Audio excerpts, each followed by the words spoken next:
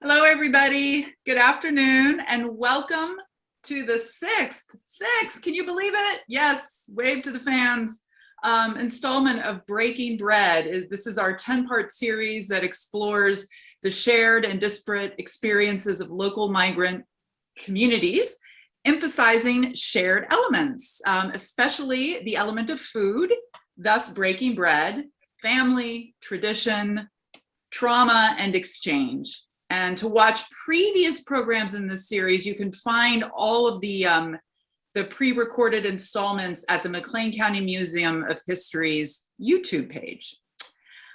Today's session is called Soul Greens and Savory Things, Local African American Food Traditions. And before I start the program and introduce our illustrious guests, I just want to share the McLean County Museum of History's Land Acknowledged Statement, which is a formal recognition that respects Indigenous peoples as traditional stewards of this land. And as a museum of history, we think it very important to make this part of our regular practice as we acknowledge the past. We are taking a moment to acknowledge that the land we call McLean County is the ancestral land of many Native groups, beginning with the Paleo Indians 12,000 years ago, and most recently, Algonquin-speaking groups, including the Kickapoo, who were forced west from this area in the 1830s. As always, I additionally want to thank our valuable partners. We are doing this series in conjunction with BN Welcoming, which is a coalition of the Immigration Project, Not in Our Town, Not in Our Schools, the West Bloomington Revitalization Project, the Mennonite Church of Normal, the First United Methodist, and they work together to create a supportive environment for immigrants across McLean County. We are also partnering with Design State University. Thank you for your stellar graphics. They continue to dazzle us. And Heartland Community College is a valuable partner in education, and I know that they've been using this series as part of the work that they're doing with their students and staff. Now back to this afternoon's program. You will be hearing from Willie Holton Halbert, the author of Cooking with Love and second vice president of the Bloomington Normal NAACP, and our very own Jeff Woodard, who is the director of marketing and community relations at the museum. Jeff will open the program with an exploration of soul food and his personal relationship with it, including his family history and locality, as well as highlighting the significance of watermelon and collard greens. You will also learn about Jeff's work with the Westside Community Garden. We will then transition directly into Willie's cooking demo. You will be treated to the sights, and we wish smells of Southern gumbo and lemon supreme pound cake. And at the very end, as always, we'll close with a Q&A, so you may post questions in the chat feature at any time. And I'm delighted now to hand the mic over to you, Jeff. Thanks so much. Thanks for having me. And thanks for allowing me to go first as well, because I do know, and I've tasted Willie's food, and she is a hard act to follow. So thanks again. I'm going to go ahead and share my screen. I'm just happy to be able to share and talk about some of my favorite things, which is food, family, farming, and gardening. So I'm really excited about that. So let's just get into it. Let's get into it here. And let's see if I can share my screen with you. Soul greens and savory things. Yes, where I'm coming from, I'm gonna use just basically a slide presentation and just kind of go through some my family history. I didn't want to do a full PowerPoint. Just wanted to kind of just live in the moment and share some images with you and some of my family history. So. This here is a map from my DNA story from Ancestry.com from 1875. And prior to that, you will see some of my family ancestors and connections that would be also offered to the Carolinas, because as you know, many of the slaves came in through Carolina shores and ended up across the South. And as you can see, there's a heavy concentration there for my family of Louisiana and Mississippi African Americans. So there is, I think there was about 117,000 members of that ancestry group DNA that I possibly could be related to. So that's kind of right on point that, because that's where my people are from. If you see on the map, they're in Jackson, Mississippi. My folks are from about 40 miles south of there in Simpson County.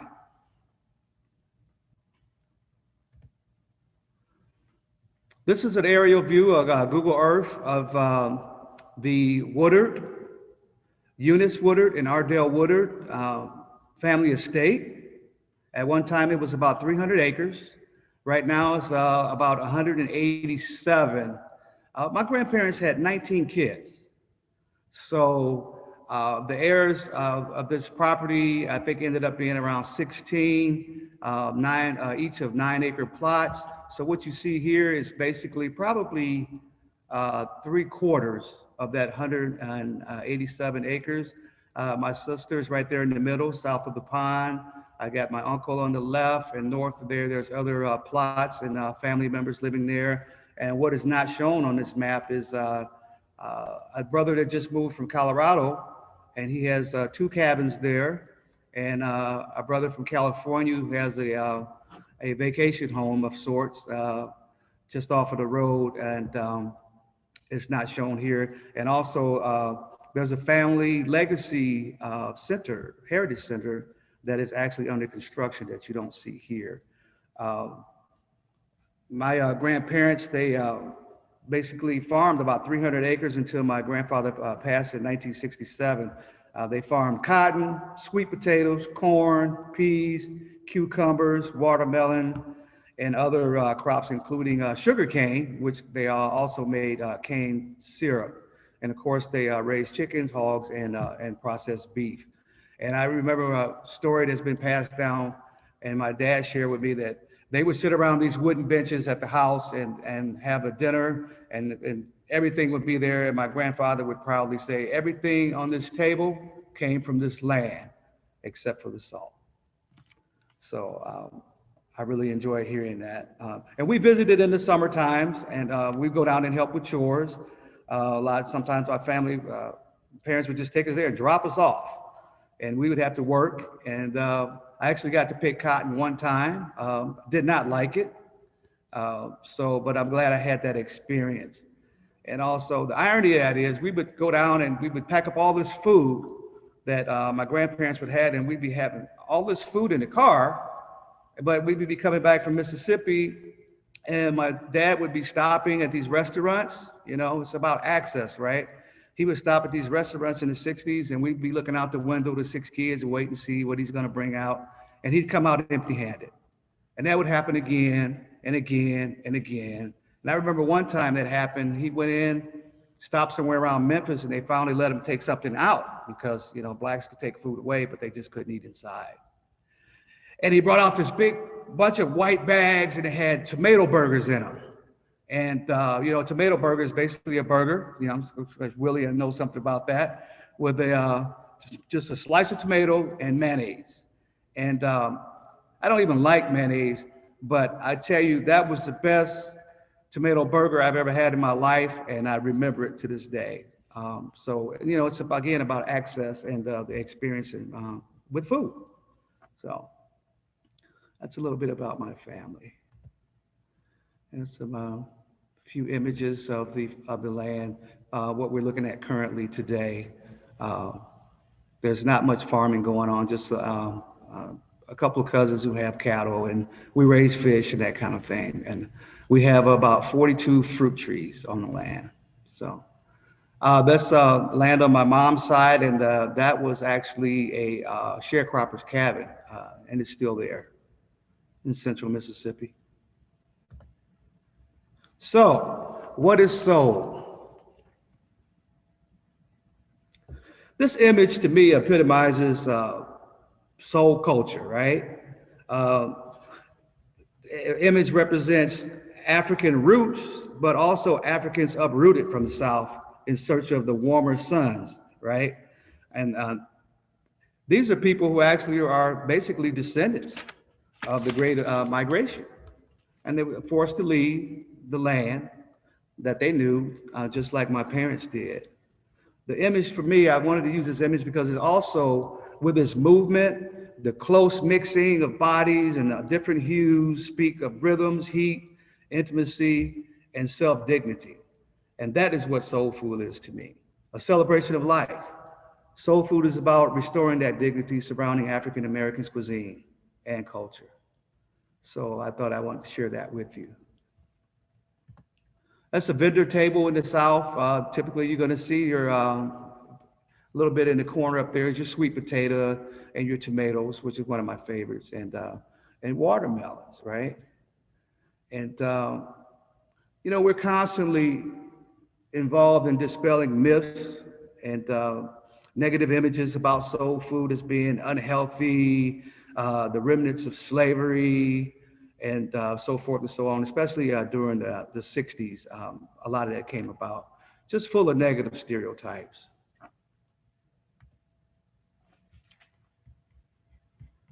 So what we have here is a early greeting card. And I'll just go ahead and read this to you. The stereotype that African Americans are excessively fond of watermelon emerged from a specific historical reason and served as specific political purpose. A racist trope, and it exploded in American popular culture. And a lot of this came out during the Reconstruction. It was just a real nasty campaign, basically, to dehumanize Black people.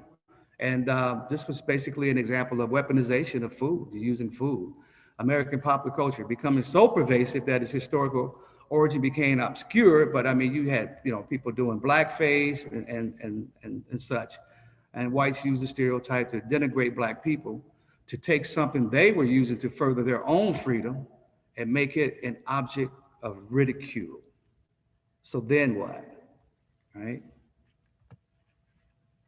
Today, we're going to celebrate.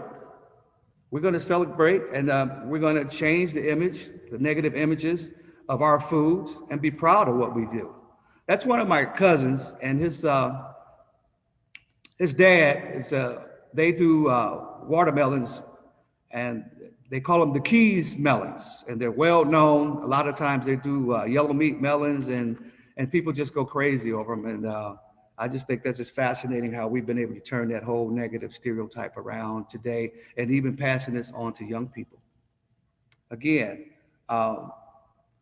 we want to be proud of what it is that we do here, because fresh food grown and produce, farm-raised livestock is the essence of Southern cuisine, right? So, yeah. It's also been said that soul food is the only food named after something you can't see, love and God.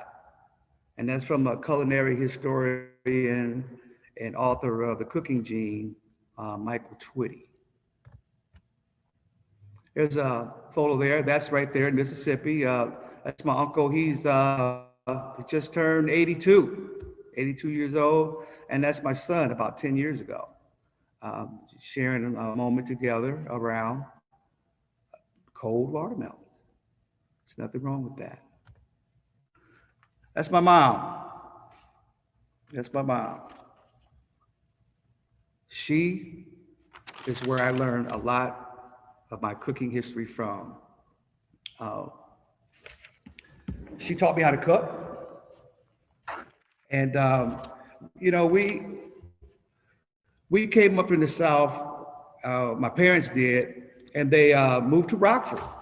They moved to Rockford, and she studied nursing. She studied nursing, and my dad, he was in the Korean conflict. So they came up, and we lived in an old Italian neighborhood. And all those neighborhoods, they had gardens, small gardens, fruit trees, and they also had vineyards, right? So that's where I learned a lot of my food experiences from. And my mom was a great cook, and she raised a lot of produce and canned jellies, preserves, peas, beans, and she baked sweet potato pies also. And my dad would also, I remember he would give me a quarter if I could flip the egg and not break the yolk. So his morning egg before he went to work, I was always the one who cooked the egg and flipped it for him. So that's a great memory. What you see on the screen here now is the Raging Cajun cookery. The Raging Cajun, it was my mom's brother's restaurant. He came up from the South in the 60s. He lived upstairs from Chess Records in Chicago. So he met a lot of the celebrities and cooked for them. And eventually in the 80s, he opened the restaurant, the Raging Cajun at 3048 West Diversity Street in Chicago. And Harvey was a hard worker. I've never seen anybody like him. He worked 16 hours a day. And he also moonlighted downtown Chicago, which is the oldest restaurant in the city. He was the sauce man, and he roasted the meats, and he allowed me to apprentice with him for a year, and I learned about Creole cooking, gumbo, jambalaya, etouffee, shrimp Creole, and he did 5-course meals, complete with shrimp pate in the beginning, and finished it with a praline, ice cream, and bread pudding. And he had peanut soup on the steam table, oyster soup, red beans and rice, and dirty rice every day. He did this every day. It was amazing. So that was one of my favorite times. There's some tomato and okra, which are my favorites, which are our key ingredients, as you know, in Creole cooking. And there's a little bit of my own attempt at some seafood gumbo, getting started on the stove there. We cook a lot. Those are peppers. Those peppers are actually growing in the community garden here, cayennes and jalapeno peppers that have just been turned red. And that's the key ingredient to Southern cooking. And it's been said that if you go to a soul food restaurant and you don't see a slim bottle of hot sauce on the table, you're in the wrong place. You need to go somewhere else. Hot sauce is everything, right? Some of the spices we would use, I just wanted to point out that Creole cooking is, spices is basically your cayenne pepper, which is your red pepper, your white pepper, and your black pepper. And then there's just tons of different Tony Thatcheries and other seasoning salts, like Slap Your Mama here on the left. And there's another one called Knock You Out the Door, and I'll talk to you a little bit about that later, that you would go in and use them on your different dishes, right? And it's all about innovation, I think. You know, soul food is about innovation and experimentation. Peas. Peas are staple, right? Staple food, particularly in the South Carolinas, the Gullah tradition of having peas and seafood. So for generations that has taken place and continues. This picture here is actually of my sister on the left and one of my aunts and my sister's daughter and her granddaughter shelling peas. And we still do that to this day. We'll get together on the porch and we'll shell peas. Talked about the Gullah tradition and peas and shellfish. That's one of my dishes of pink-eyed, purple hull peas and shrimp and scallops, with the rice, of course, coming mostly from this tradition of South Carolina.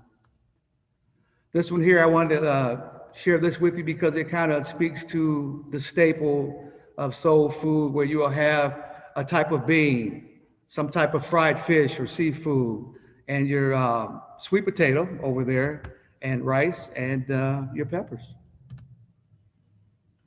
We're talking about innovation, right? Everybody knows about fried green tomatoes. I've taken to doing fried green tomatoes with the ripe tomato, the red tomato, and then that way I can render the sugars from the red ripe tomatoes into the fried green tomato, because as you know, it could be have a little bit of a bite to it. And of course, those who know soul food, they add sugar. So So I just tried it that way. So I just wanted to share a few images with you. Um, this is a catfish. It's a catfish stir fry, and it has, of course, seared catfish and spring onions, tarragon, basil, Thai basil, sesame oil, and soy sauce.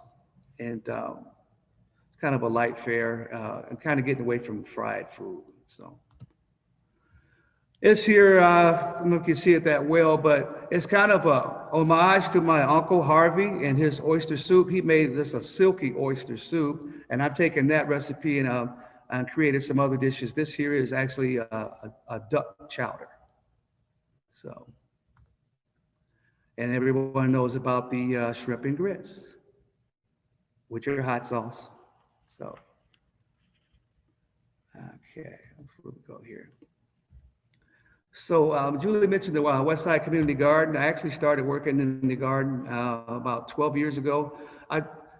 Prior to that, I had a garden plot out on the east side, and it didn't really feel like a garden to me. You know, we talk about access, right? First couple years was great, but after a while we changed gardeners, and I was growing some produce out there, and I was out there watering at night, and some guy came through in a car, and he left, and then about 10 minutes later the police showed up, and they just asked me all kinds of questions. I'm sitting there and I'm watering corn at 10 o'clock at night, and they want to know what I'm doing there, right? So it's a question of access, and we just got to continue to celebrate what it is that we do. The Westside Community Garden is located here downtown off of Roosevelt and Mulberry, and we have a ton of volunteers that come through State Farm, Keller Williams, Heartland Community College, and others, where we're teaching people and sharing stories basically about our food, traditions. Collards, right? That's my favorite. Like other greens and peas, collards represent a critical aspect of African American heritage and culinary tradition. Personally, my favorite is turnip greens, but you know, you can mix a little mustards in there too, but I just like to hear all the different stories from people, because what I find is a recurring theme, a common thread is when we are growing collard greens here on the west side and neighbors come by or they get involved or they get a plot and start growing, everybody always talks about what their grandmother used to do. It never fails. People say, my grandmother used to do it this way, or we used to do it that way. And so at the Westside Community Garden, the stories and memories tied to the growing, cooking, and eating collards remind us of how these traditions continue to create lasting community connections today. And let's look at some images here. This here is the Petals group from the Western Avenue Community Center a couple years ago. Well, I actually went in and we, for the first time, talked to them about how to start seedlings, and they started the seedlings, and we took them off site and grew them out into plant starts. And we put them back in the garden and we let them raise them throughout the season. And they did a fabulous job. They really did. And they really enjoyed what they were doing.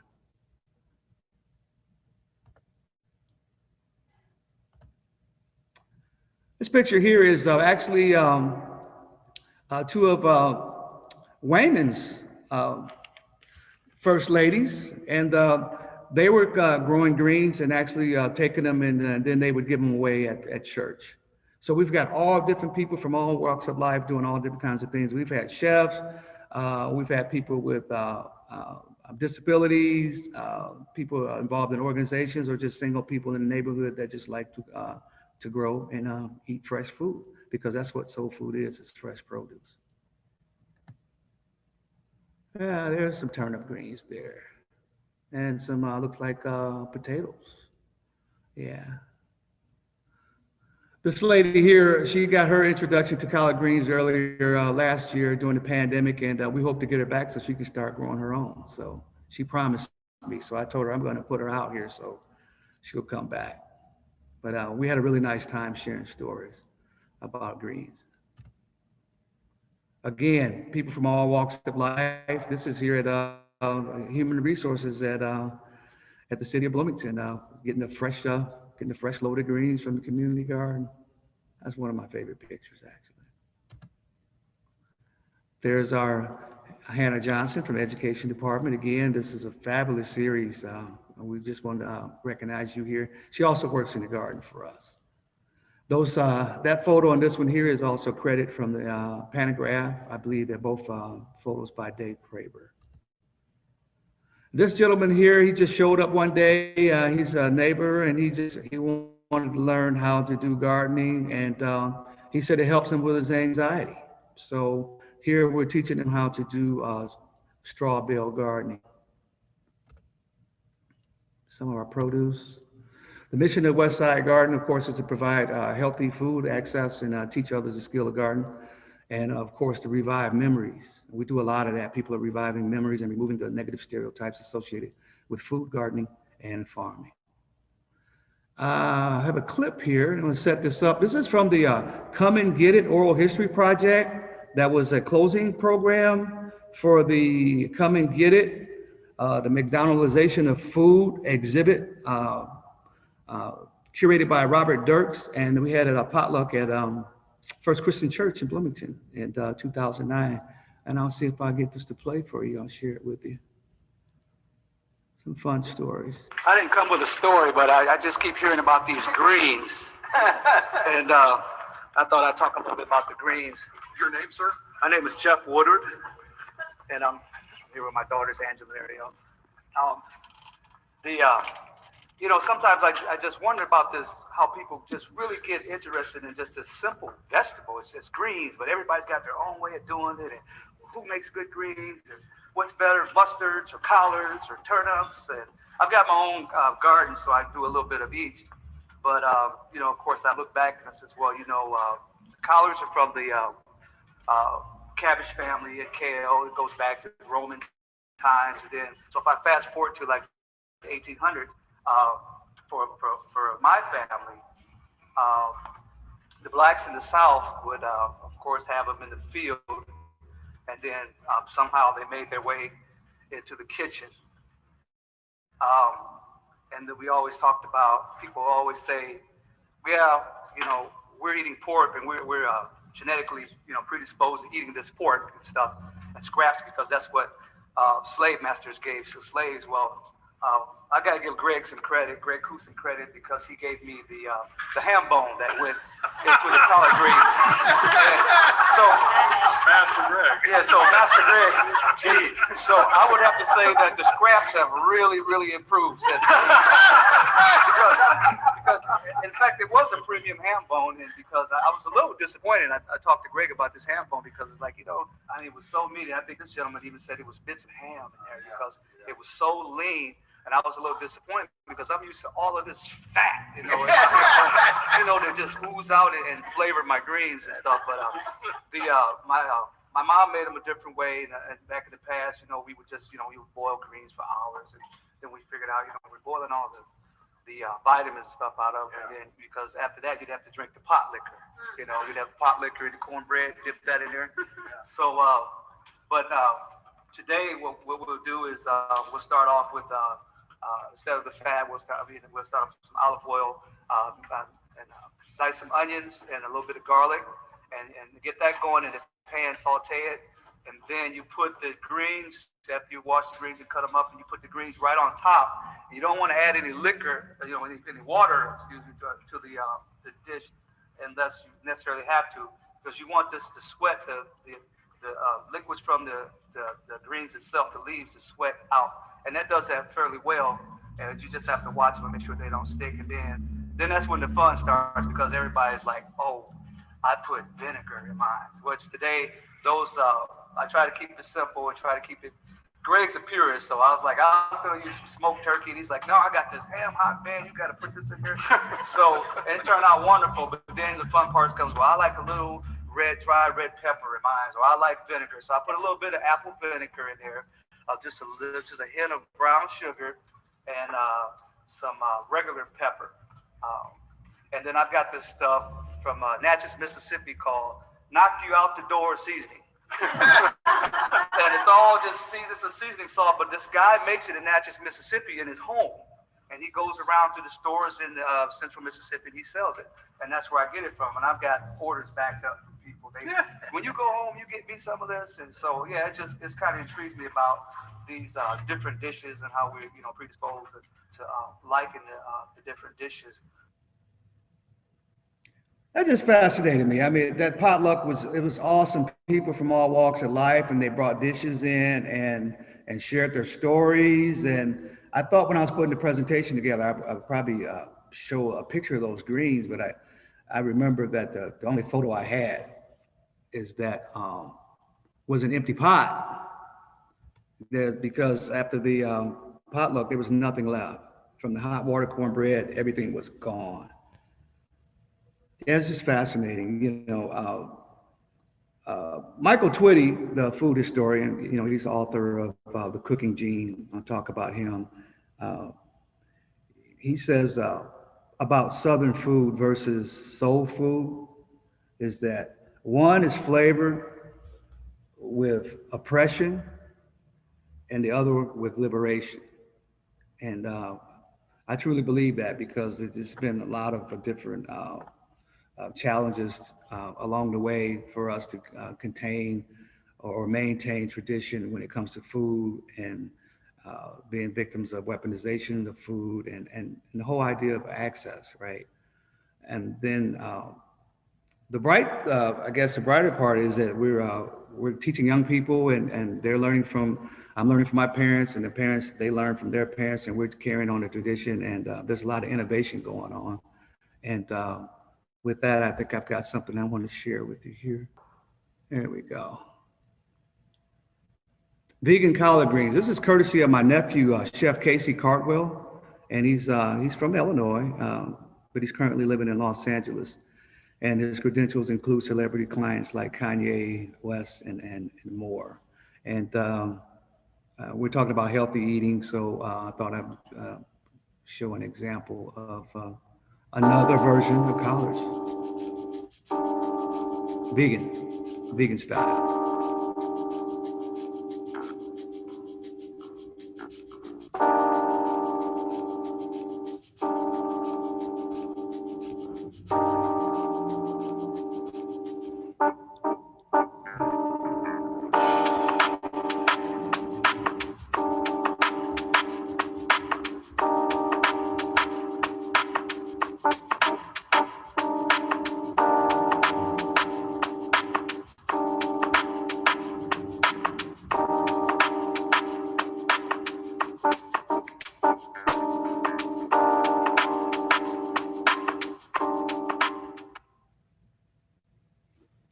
Yeah, so who knew a single vegetable with a history like collard greens would bring so many people together? I've got a cousin, he's from Mississippi, and his wife, Stephanie's from New Jersey, and they both live in Moscow, Idaho. And we're back and forth during the season with emails, and he's sending me pictures of his collard greens, and I'm sending pictures of mine, and he'll send me a picture with his with a measuring tape up along the leaf, like, look how big mine is, and back and forth. And I think it's kind of crazy, but it's fun. So to finish up here, I think I've got another image I want to share. Yeah, here we go. Everybody knows what that is. It's cornbread in a cast iron skillet. One of my favorites. That's my mom's recipe, and I'll be happy to share it later. I didn't have time to put something together for this, but I talk a lot about Michael Twitty and his cooking gene. And so as we close and we ask the question, what is soul? It's definitely cornbread, right? And so Michael asked the question, what is cornbread? Is it Appalachian? Is it African American? Is it Native American? Is it Mexican American? He concludes it's all of the above because it has different complexities and meanings to whoever put their hands on the recipe. So with that, I'm going to turn it over, Mrs. Halbert, because my mouth is watering and I can't wait to get the gumbo and lemon cake going. Thank you. I'll share my screen. Hello there. I want to say good evening to everyone. I'm so excited, or good afternoon. And I just wanted to share a couple of recipes. And one of my friends said, you know, when I look at the cookbook, that's great, but I like to actually see it being made. That way it helps me, because when you look at a recipe, sometimes it can be intimidating because you see a list of ingredients. Well, sometimes when you actually see it being prepared, then you can see. And I'm going to do a couple of recipes from my book called Cooking with Love.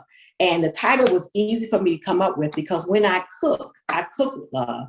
It brings back memories for me from when I was a little girl watching my grandmother, who we call Mama Willie, who I'm named after. And my mom, they would be cooking in the kitchen. And as a little girl of like 5, 6 years old, I would sneak in the kitchen and sit in the chair and listen to the stories, and they shoot me out, shoot. They shoot me off, and then I sneak back in.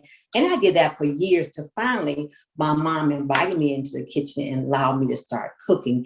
And it was so much fun. And soul food to me is when you reach the soul, your heart, you warm, when a person, you warm the soul with layers and layers of flavor, as you saw when Jeff shared about all the different ingredients and then the myths that people have.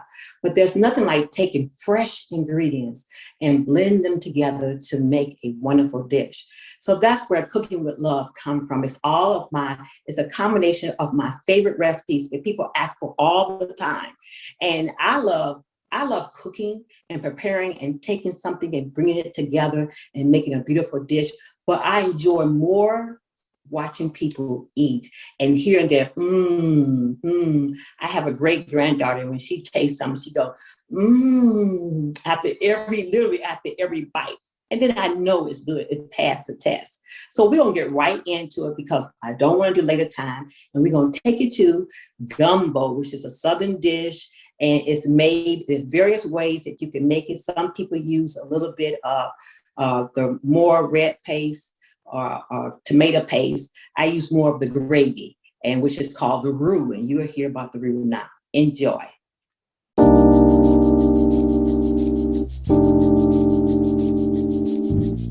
Well, hello there. My name is Willie Holton Halbert. I'm the author of Cooking with Love. One of my favorite things to do in the world is cooking. And this is my sous chef, my assistant, who is my daughter, Brooklyn. Hi. Brooklyn Cafe, say hi. Hi. You like cooking? Yes. What do you enjoy most about cooking? If you get to do it with just your family and you get to make good food. And you get to do what after you make it? Eat it. You get to eat it. That's what it's all about. And we're talking about soul food. And this is soul food. What is soul food? Soul food is food that was created and made by Blacks that really express their feelings and their taste bud, and how we go into the depths of creating flavors. And what you find is layer on top of layer on top of layer. So today we're actually going to make gumbo, which is a Southern dish that people love. They come from all over the world. I already have orders for people who want a bowl of gumbo when we get done today. So we're going to have fun. If we have time, I'm going to show you how to put together a very quick pound cake that is so easy. I'm telling you, it takes 10 minutes to put together, and I'm telling you, you can make this yourself. So we're gonna get started. So with our gumbo, a lot of time what you wanna do is, you wanna do prep. You know what prep means? When I say prep, what does it mean when I say prep? You gotta Get it ready. You gotta get ready, yeah. So some work you can do the night before to save you time, and that way you have things done. So since I knew we were going to be on a tight schedule, we prepped some things so we have it ready. So the first thing we're going to do, we're going to saute some sausage, smoked sausage here. So I have it on high. So let that heat up. While that's heating up, then we'll come over here, and she is going to cut up a bell pepper. All right. So you want to come around here, and she's had experience with the knife, and you always keep your hand away from the knife. Okay. So go all the way around in a circle. There we go. And I think we got it. Now we're going to pull that out. There you go. And you got the seed out. Set that aside. And I just pop it open. And now what I'm going to have you do is cut it in sections like this. See that? And then once you get about 4 or 5 of these, You're gonna take them together like this, and then you're gonna chop them. And you wanna chop them pretty fine, right? Because you don't wanna bite into a big piece of bell pepper. And to kind of show you, my husband also loves to cook, Charles, and when he cooks, he helps prep things for me. And so once I chop it up like this, how she's gonna do, then I go back and chop through it. I just kind of just go back and continue chopping. So I'm gonna let her continue to do that. Here's a couple more, and she's gonna do those. Now I'm gonna show you just how fine. You see how fine my husband does it? So it makes it, every little bite you get a little taste, but not too much. And again, he's already cut up some celery, just kind of prep, kind of let you see just how fine it is. And what you do is you're just gonna go through here. Like I say, you're always watching your hands. Of course, you know, I do this all the time, so it's just like clockwork for me. Just going through. And then again, you take it over to the side, and I'm just gonna chop it really fine. And I'm gonna put it in a bowl, and it'll be ready. It really is not hard to do. Always keep your finger away. And one thing they teach you is to do it like this, and that keeps you from cutting yourself.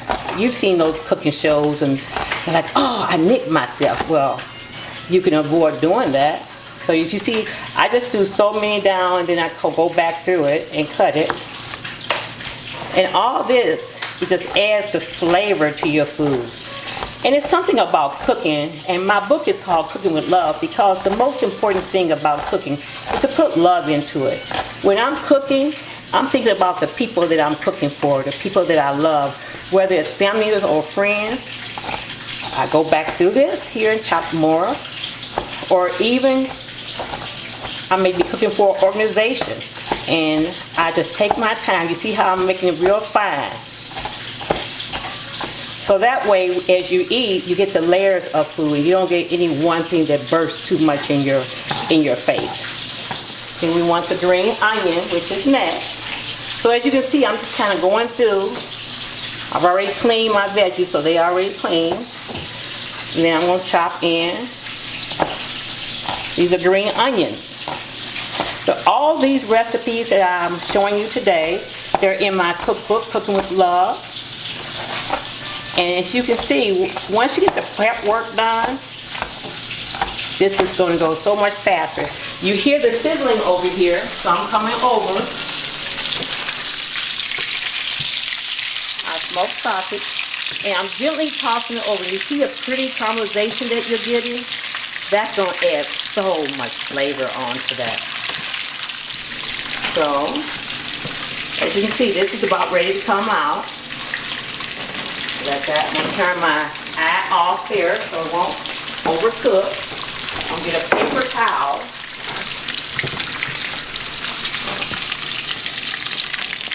So we don't get all the oil in our gumbo, right? That smells so good. I wish it was smell-a-thon where you could smell the food as I cook it. Here we have it. So I'm gonna let that drain off. Now, I'm going to make some roux, which is the key thing to gumbo. Any gumbo, the best gumbo in the world, starts with a good roux.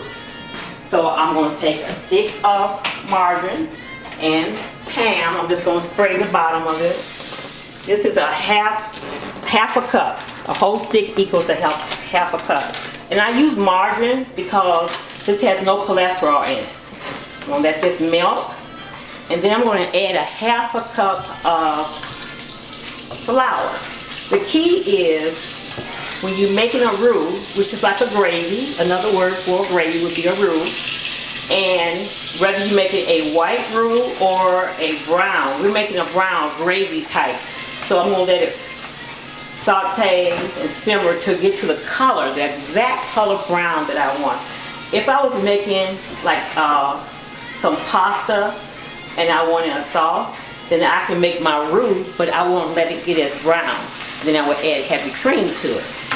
But so I got that going, and then we'll add a half a cup of flour. And just gently toss it in, and as I'm tossing it, I'm stirring it. There. You want to keep stirring it so you won't have any lump in your gravy, right? And just keep stirring it round and around. Just keep stirring it. And then instead of adding water, is what I used to do, now guess what I add? I add chicken broth. Oh, it just increased the flavors, the layers of flavor that you add to your gumbo. It's nothing like gumbo over a bed of rice, sitting around telling stories and just having fun. So you get to talk with my granddaughter. We talk about the things that she likes. I tell her stories about growing up. So that's almost about the color I want. And she's chopping away over there.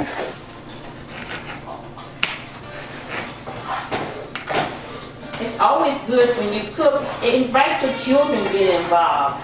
I had one young lady said that cooking was so boring for her. She cooks the same thing over and over again. So one of the things I suggested to her is have your children all pick their favorite meals and your husband, and pick a day that you're going to cook different meals and rotate it around, and then try something a little different with it. So you have to have patience when you're cooking.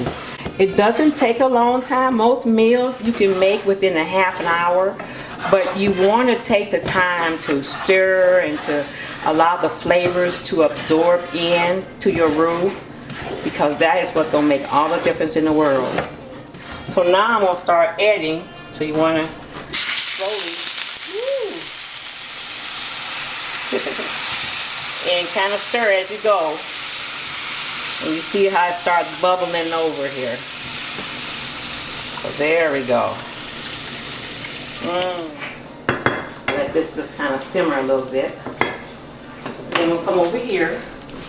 I'm going to take brown gravy from just your typical brown gravy. And I'm going to pour it in here.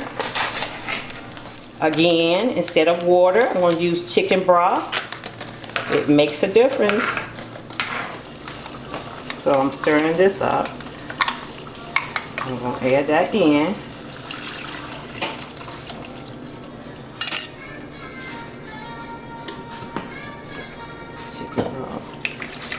Chicken broth in there. It's going to thicken up. Now I'm going to go in and add a couple of teaspoons of tomato paste. I just added in there. This is going to help it to thicken up too. So 2 to 3 teaspoons. Then I'm going to add some seasoned salt, garlic powder. We're just building our gravy for our gumbo before we add all the other delicious veggies that's going to go in there. Look how pretty that is. And I'm going to continue, but I'm going to transfer it over into a larger pot because we're going to start adding the veggies. So I'm going to pour it into my larger pot. So we got our gravy going. Now I'm going to add some of the veggies that she's been chopping up. We have celery and we have bell pepper. So this is 1 whole bell pepper. I'm just going to put it in here. And then this is 3 stalks of celery that I'm adding. And I'm going to continue to stir. Now, the thing to remember is as you're cooking, the flavors are blending in. 1/4 of a cup of Worcestershire sauce. That gives it a little kick to it. I know what a 1/4 is. If I go around 1 whole time or twice, that's a 1/4 cup. I add some garlic powder. Then I have some actual garlic cloves that I have mashed up for that. So that would be perfect here. So we chopped up 3 green onions. And as you can see, prep work makes the difference. The more you prep, the easier this is to put it together. Because if you look at the recipe, you'll say, oh, that looks like it's so much to do, but it really isn't. So I put about 3 cloves of garlic, crushed it up, and made it where it just all be, you won't bite into any big pieces of garlic. So as you can see, look at the layers that we're pouring into this. And we just let that come to a boil. So now, we're going to chop an onion. Now, how do you cut an onion and don't cry? Let me show you this. This is not hard to do. Okay, so I peeled it off. Take off the first layer of skin. The key to not crying is have a nice strong knife. Have a sharp knife, should I say. You want a very sharp knife, and that'll keep you from crying. You hear all kinds of stories about, well, you can have running water and all different versions. And then when you cut it, I just go down one direction, all the way down. I kind of turn it around, give me more space. Now I cut it. Now I go counterclockwise here, turn it, and then slice the other direction. Right there. Now I'll turn to the side and watch. And no tears. I haven't started crying yet. It works. And all we're doing for our gumbo is we're building layers. And then I kind of go back through and just chop again. And you get it to the size that you want. And look, no tears. See? Not a tear shed. So it's not as hard as people make it seem. And then I add it to my gumbo. I got started here. Just put it in there. And we stir. Keep those flavors going. Keep our area clean. So, I'm going to add what I have not put, crushed pepper.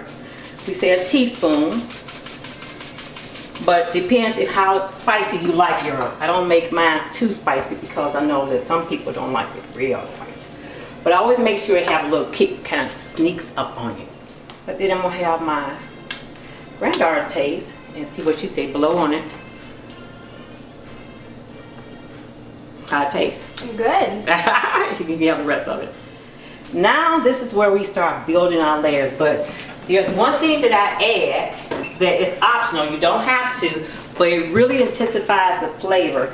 I add some red wine, about 1/4 cup, and because the alcohol will boil out, so I'm going to bring this up and let it boil. And then we're going to start adding all of our great meat. And let me show you what I have. We got the sausage, and then we have chicken. And what you do, you take 2 chicken breasts, and you put it in the oven with just a little bit of water, about I would say 1/3 cup of water, and you season it with salt, pepper, and garlic salt, with garlic on both sides. Put it in the oven for about 45 minutes or until it's done. Then you take it out, you let it cool. And then after that, you chop it up into small pieces. And that will go into your gumbo. I do that the day before. So that way, remember I say prep makes all the difference in the world? Okay, so now that's boiling. I'm going to add our sausage.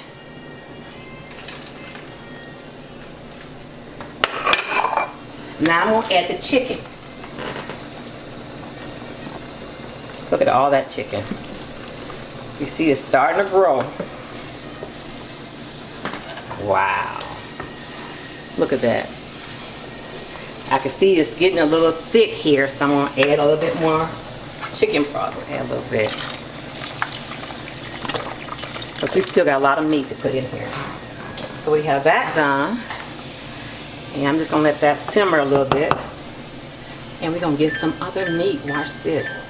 What I want to show you is we have lobster that's been finely chopped up, as you can see.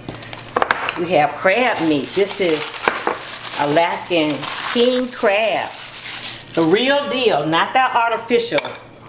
This is the real thing here. Then we have the shrimp that have already been deveined. We have medium and we have jumbo. So I usually mix both of these up. I'm going to chop up one of the lobsters. It's already been taken out. That's a full lobster right there, a lobster tail. So again, just gonna cut. And then I'm gonna cross over.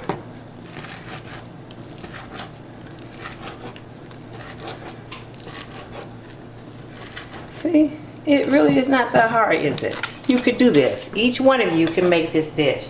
Then let me know how it came out when you made it. Now I'm gonna take some crab leg. This is one that has been pulled out of the shell already. This is the king crab, the best kind. It has a lot of meat in it. And this is how you take special scissors for food. And you're just gonna go in and you're gonna just cut. See this? Here, you want to try cutting it? Bring your finger back, go all the way down. There you go. See, get your children involved. Oh, you're strong. Check it out. Then once you get it there, you're just going to take it and you're going to open it up. I'm going to pull the meat out. Look at there, it'll go all the way out. And then we're going to chop. This is the I would even put some of the shells in for flavor, for just additional flavor. So I'm just gonna go through and chop.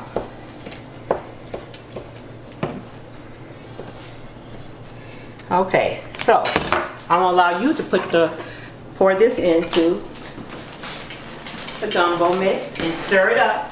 When you get it all in there, use the spoon. There we go. Just gently stir it. Oh, so she don't even splatter like I do. Now stir. Just gonna stir that in. So this is a lobster. You see how this pot is starting to fill up? And then we're adding the rest of the crab meat. Now, what are we missing? One last kind of seafood. Now we got rice. We got lobster. Shrimp. We forgot the shrimp. You take this one here, and we're just gonna open it up and pour it in. I have the jumbo ones. These are the big ones.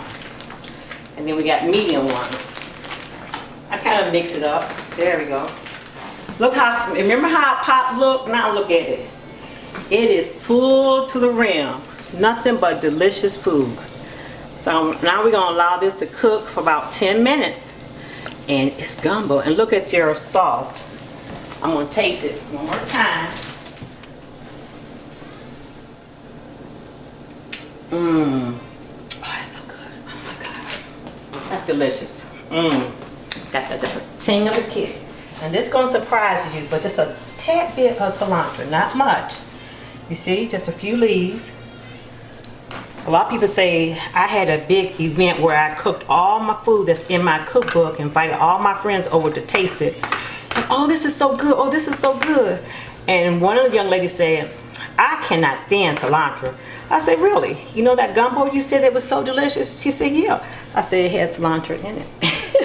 And she bust out laughing. This is parsley. Just take a few pieces, chop it up. And you can always garnish with parsley when you get done. You can chop some extra up to kind of put over top of your gumbo if you like. And that is the last thing for our gumbo. This is too good. You see all the lobster in there, and the shrimp, and the chicken. This is heaven. You know your shrimp is done when it turns white. It starts out to be pink, but as you cook it, it turns to a pretty, like this is not quite done yet, but it's almost there. So we're just gonna let this simmer. I got it at a great heat. I got it like at medium so it won't burn. But every few minutes I will stir that up. And that, my friends, is gumbo. For your rice, you just use 1 cup of, instead of water, use chicken broth and 1 cup of rice. And you boil your water first, and I put 1/2 stick of margarine. Let that boil, put a little bit, pinch of salt, and then I add the rice, stir it, cover it, turn the heat off. And that's your rice. So this is what the rice will look like when you get done. And so I kind of toss it when you get ready to serve it, of course. But this will serve a lot of people. So we're gonna get just a little bit of rice. So I go start from the bottom and come up.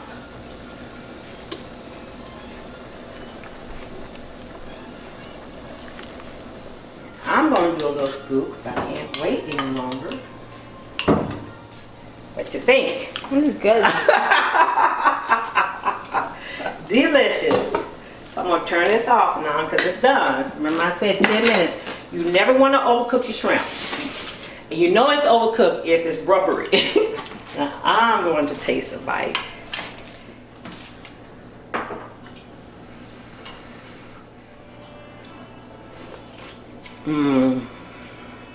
It's like I've been cooking all day, and literally it's been about a half an hour.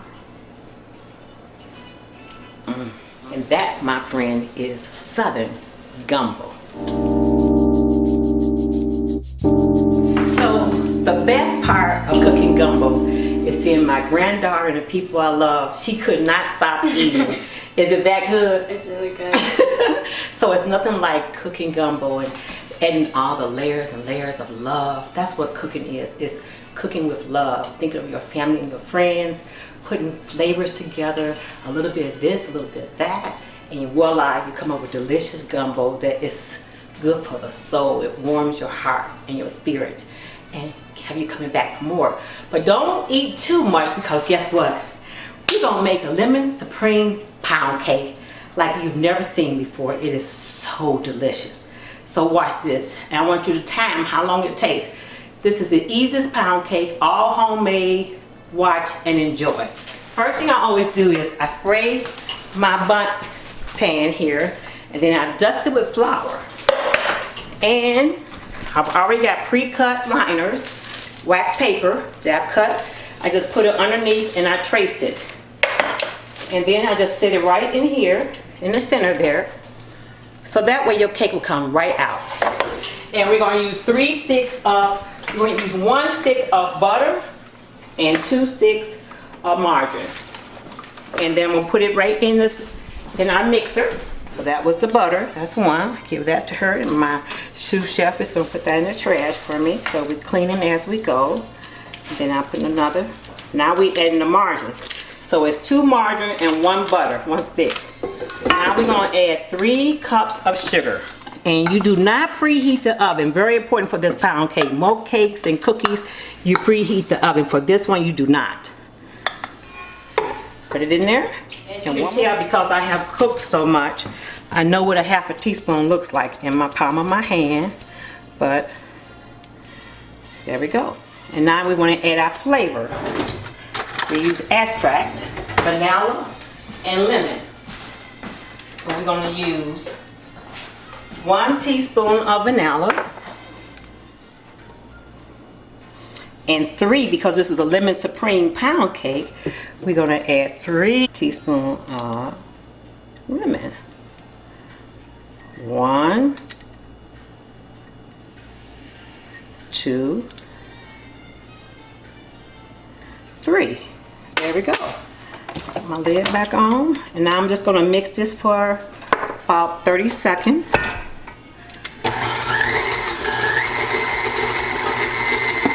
And let that mix. And next we're going to add 8 ounces of cream cheese. Very important. 8 ounces, and you want the kind that's whipped. And I just pour it in there. And then I whip it again on a higher speed. And then I kind of gently go in to make sure it's all getting whipped up together. There we go. You need 6 eggs. But I'm only going to put in 3 eggs to start off with. So 1, 2, 3. So you see there's only 2 here, so I need 1 more egg. I'm missing an egg, and I did that on purpose so my granddaughter can crack the egg. You hit it kind of gently on the side, but a strong, firm tap, and then you're going to open it up. Let's see how she does. Good. Now open it up. Voila. I give her an A for that. Excellent. Now we need 3 cups of flour. So we're going to use 3 cups of cake flour. Remember, we had, before we used 3 cups of sugar. So it's the same amount of flour that you're adding because it's a pound cake. But this is the lightest, fluffiest pound cake that you will ever have. I'm going to turn this down a little bit. And I'm going to gently toss this in so it don't splatter everywhere. Put that in there. You always, when you're baking a cake, to keep it fluffy, you always end with flour. So you see I say that 1 cup of flour. I'm gonna turn this up a little bit. Slow it down a little bit. And I'm gonna add the last cup of flour. Remember, we do not preheat the oven. Very important. And that's your pound cake, or the mixture for your pound cake. So I kind of lift mine up a little bit, just kind of let some of the batter come off. Then I turn it off. And this is the best pound cake that you will ever have. It is light and fluffy. It's not heavy. When you think of pound, you think of a pound. Let's have my taster, my sous chef taste. Is that good? So now we'll take it off and we're gonna pour it into our shell here. I'll just go around in a circle. I start there and I just pour. My oven has not been preheated. Very important. It won't come out right if you preheat the oven. This is so good. My mom liked hers was just a plain lemon cake like this, and she would get fresh strawberries. And I would make her a little sauce with that. She would pour it over her pound cake in the morning with her coffee. But my cookbook has a recipe for the lemon icing that is so good. It's made with cream cheese, butter, and powdered sugar, and 1 egg white. I'm gonna show you what that looks like. You see how I'm gently going around, tossing it in there. I shake it. I thump it to get all the air bubbles out. Very important. Then I put it over here in the oven. Has not been heated. And I'm gonna set it for 325. 325, start.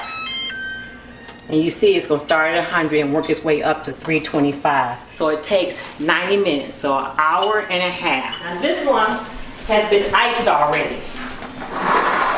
This is one that has been iced. Voila, this is what you get. Lemon Supreme pound cake. So delicious and scrumptious. It is the most asked for dessert that I do, besides this and a cherry crisp that we do. But the Lemon Supreme pound cake, how long did it take? It took about 10 minutes to put it together. Put it in the oven. Of course, the longest time is the cooking time, an hour and a half. And then next thing you know, you have a delicious homemade pound cake that just melts in your mouth. You try it, let me know how you like it. That was amazing.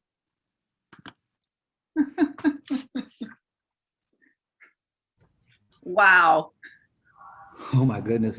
You're muted, Willie. There we go.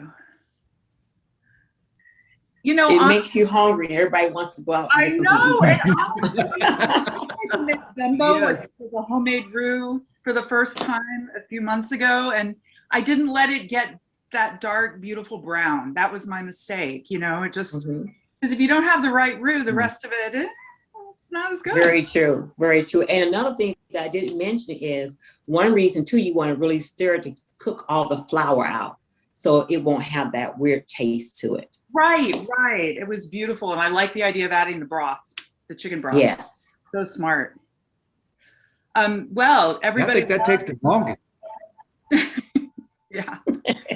Everybody loved the presentations, the stories, the sharing. What was it like for you guys to prepare this, especially in the context of family and history and, you know, looking back over the experience? For me, like I shared, I have a passion for cooking, and I try to share that passion with others. So every opportunity, whenever someone asks me to cook something, or, you know, I think of the love, and I say cooking with love. It is, as I cook, I'm thinking about the people that are going to eat and what their reaction is going to be, and how good and healthy the food is. You want to use as much fresh things that you can. But as you can see, even in my gumbo, I took a little shortcut and used some gravy mix, and put that in. If you don't want to do that, you can make 2 or 3 batches of the roux. But like I said, you find some little shortcuts, but still you're not taking away from the flavor that will enhance. And the first day is delicious. And if by some miracle there's some left, that next day, oh my goodness, it's just so good. It warms you. And if you're a vegetarian, if you notice on the stove, I had some set aside. I have a daughter that's a vegetarian, so I don't put the meat in. Once I make the roux and put everything, the veggies in there, I separate that a batch out for her because she couldn't wait to get some. But I don't put the meat and all the other ingredients. So if you don't like the sausage, you can do it with just the seafood and the chicken. So wherever your taste is, you have a recipe, but feel free to make adaptation and change. I just tell people first try it the way you have it as it written, then that way you can make the changes to fit your taste buds. Right.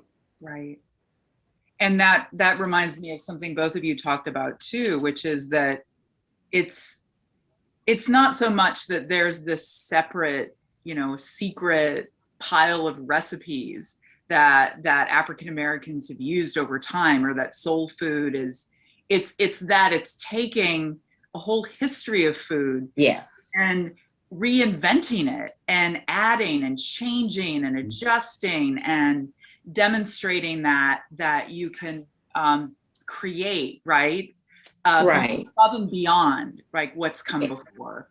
And what Jeff said, Jeff said, which is very true, one of the things that make it soul food is the soul, the spirit, the love, and the coming together of family and friends. He shared how people came and they would share how their grandmother did it, how someone did it. That's what makes it so wonderful, is when you can share stories. You're sitting around the table. Every Sunday, my daughter and my great granddaughter, they all come over and we have a family dinner. And I have a rule, no cell phones. At first they rebelled, but when they saw that they weren't gonna get any food, they quickly put the phones away. But what happened was it engaged conversation. Yes, I'm glad you brought that up. The spiritual piece, especially, because I think Julie asked that question, and for me, it's kind of like a spiritual journey, and it's about spreading the gospel, right? Because the culinary tradition, yes, it's Creole, yes, it's African, but it's also African American, and it continues to evolve. And then this whole idea of growing your own food, right? It's a revolutionary act, right? Yes. And it's fun. You're creating, and when you have a desert where you don't have access, you don't have these things, this is something that you, as Jeff shared, that you can teach how to cook and how to grow your own veggies. And I tell you this, if you grow your tomatoes, your greens, your lettuce, and you compare it to what you buy, there's no comparison. It is so fresh, and whenever I can get the fresh ingredients, I prefer to get that, because you can get it and preserve it and freeze it and keep it for when you need it. So, I prefer fresh as much as I can because it's healthier for you. And that's what you want to look at. How can I take some of my grandparent recipes and switch it and make it healthier? Like the air fryer. Instead of frying my chicken now, I season it and put it in the air fryer, and it comes out fried. So I don't have all the fat, because we do want to be healthy as we look at the food. It doesn't take away from the soul. It doesn't take away from the taste and how good it is. But you find, wow, this is great. And it's, to me, one of the newest conveniences there is that air fryer. And I recommend people, if you don't have one, you want to get it, because you can cook just about all. We do our fish, our chicken, we cook all that in our air fryer now, because my husband loves fried food. I say bake, okay, yeah, you bake yours, fry mine.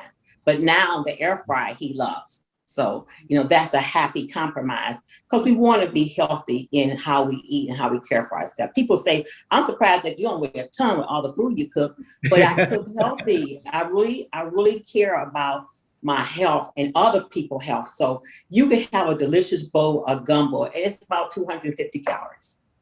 Mhm. And it's delicious.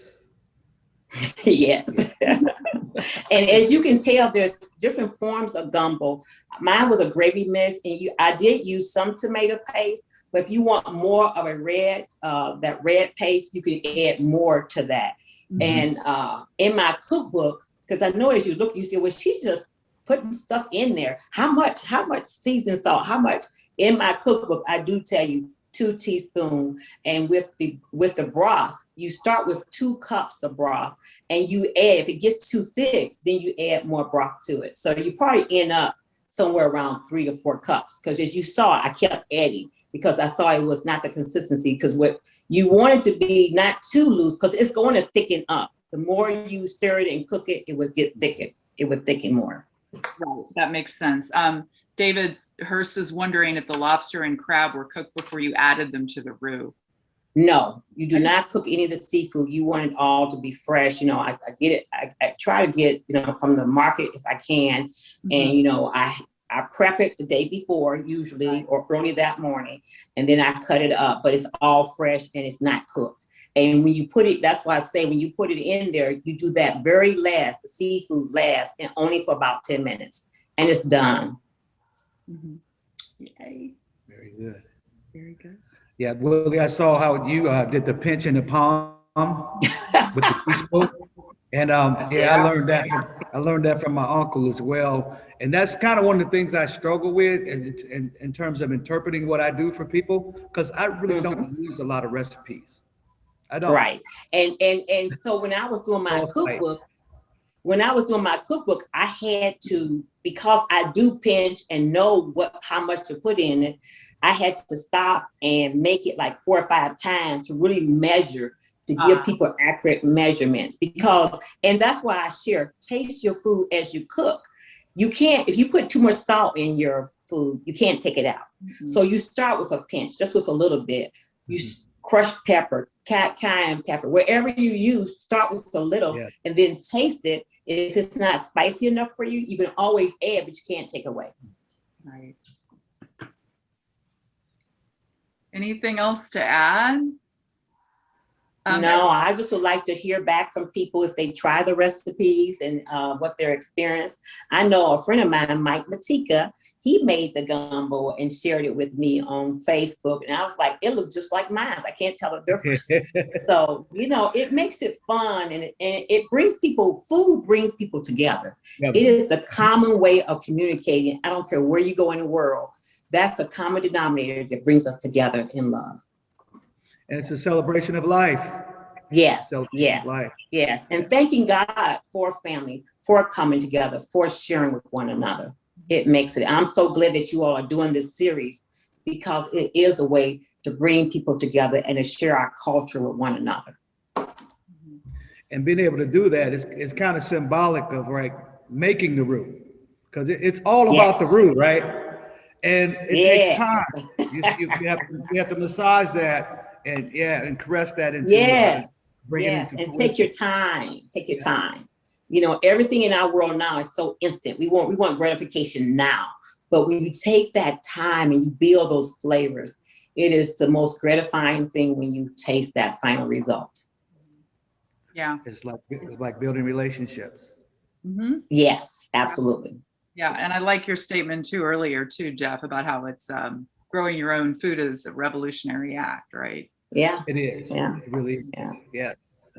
Ron Finley of Los Angeles, the gangster gardener, took over the parkways in. Right, I remember. I remember reading about him. Yeah, that's right. Yeah, well, he says growing food is like printing your own money.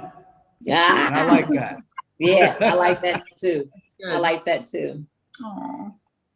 Well, this has been amazing. And the other wonderful thing about all of these programs is that we've preserved them online, and we will continue to share them. This one will be uploaded probably early next week onto the museum YouTube channel. So anyone can access it in the future, which is great. Our next installment of Breaking Bread will be Tuesday, August 10th. We'll go back to the evening at 6 p.m. and it's called Hot Dog. It Could Be Worse, German Cookery. And we're going to have our good friend and historian Greg Coos come back and help us with that. And I'm really looking forward to it. But today's show was amazing. Both of you shared incredible stories and your passion just came right through. And the recipes were wonderful. Thank you. Thank you. Thank you. All right. Everybody have a great rest of your Saturday. It's raining. Go cook something in your kitchen. There you go. All right. Bye-bye. Everybody. And cook with love. Cook with love. Cook with love. Thank you. A little bit of revolution.